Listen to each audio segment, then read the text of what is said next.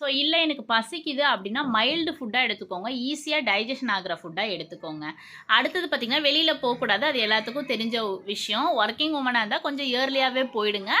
அங்கே ஆஃபீஸ் உள்ளாரையே இருக்கிற மாதிரி பிளான் பண்ணிக்கோங்க. வெளியில் வந்து வெளியில் வராத மாதிரி பிளான் பண்ணிக்கோங்க. டீ காஃபி அதெல்லாம் குடிக்கிறதுக்கு வெளியில் வராத மாதிரி பிளான் பண்ணிக்கோங்க.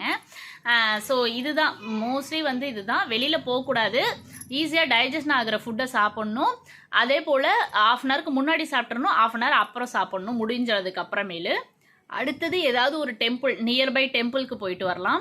அடுத்தது தர்பப்புல் கிடச்சா நம்மளோட திங்ஸில் அரிசி பருப்பு உப்பு அந்த மாதிரி ஏதாவது ஒரு 2 போட்டுக்கலாம்.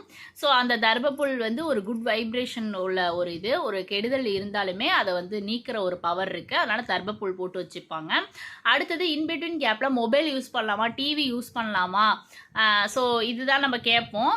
ஸோ முடிஞ்சளவு அவாய்ட் பண்ணுங்கள். தூங்கவும் கூடாதுன்னு சொல்லுவாங்க. ஸோ எதுவுமே பண்ணாமல் நான் எப்படி தான் இருக்கிறதுனா மொபைல் யூஸ் பண்ணிக்கலாம். ஸோ நம்ம யூஸ் பண்ணாமே இருக்க முடியாதுல்ல. டிவியும் பார்க்கலாம். ஸோ கொஞ்சம் லிமிட்டடாக பார்த்துக்கோங்க. ரெகுலராக பார்க்குற வரை அளவு இல்லாமல் லிமிட்டடாக பார்த்துக்கோங்க. ஃபோனும் லிமிட்டடாக யூஸ் பண்ணிக்கோங்க. ஏன்னா ஃபோன்னாலே நம்ம கதிர்வீச்சு தானே. ஸோ அதனால் கொஞ்சம் லிமிட்டடாக யூஸ் பண்ணிக்கோங்க. வெயில் உள்ளர வராத மாதிரி பார்த்துக்கோங்க. உங்கள் வீட்டில் இருந்து வெளியில் ரெஸ்ட் ரூம் இருந்தால், அதாவது வந்து கிராம சைடில் வந்து வெளியில் தான் ரெஸ்ட் ரூம் இருக்கும். ஸோ வில்லேஜ் சைடு வந்து இருக்கிற லேடிஸ் வந்து தலையில் வந்து நல்லா ஒரு ஹார்டான ஒரு போர்வை மாதிரி ஒரு 4-5 மடிப்பு போட்ட போர்வையை வந்து ஃபுல்லாக உங்களை கவர் பண்ணிவிட்டு ரெஸ்ட் ரூம் போயிட்டு வாங்க. இல்லாதவங்க என்ன பண்ணுவாங்க, சரி இல்லை எனக்கு மாதிரி தெரிஞ்சவங்க வீடு இருக்குது அது மாதிரி இருந்தால் கூட போய் ஸ்டே பண்ணிக்கலாம். ஸோ இதுதான் வந்து நம்ம சந்திரகிரகணத்துக்கு ஃபாலோ பண்ண வேண்டிய விஷயம். அடுத்தது பார்த்திங்கன்னா சந்திரகிரகணம் முடிஞ்சதுக்கப்புறம் குளிச்சுடுங்க. இன்பிட்வீன் கேப்பில் நல்லா சாமி கும்பிடுங்க. அண்ட் எவ்வளோ தூரம் நீங்கள் சாமி கும்பிட்டு நீங்கள் வேண்டி மந்திரம் சொல்கிறீங்களோ அந்தளவு வந்து ரொம்ப ரொம்ப ரொம்ப நல்லது.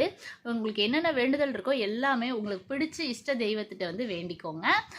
கிரகணம் முடிஞ்சதுக்கப்புறம் நீங்கள் போயிட்டு கோவிலுக்கு போயிட்டு வந்துடுங்க. ஓகே, இந்த வீடியோ எல்லாருக்கும் ரொம்ப பிடிக்கும்னு நினைக்கிறேன். எல்லாருமே சேஃபாக சந்திரகிரகணத்தை செலிப்ரேட் பண்ணுங்கள். ஏன்னா கொஞ்சம் சேஃப்டியாக இருக்கிறது பெஸ்ட். ஓகேங்களா? ஓகே, இந்த வீடியோ பார்த்துட்டு இருக்கவங்க எல்லாருக்குமே நல்ல முறையில் பேபி பான் ஆகிடும்னு சொல்லிட்டு நான் சாமிகிட்ட வேண்டிக்கிறேன். Bye friends.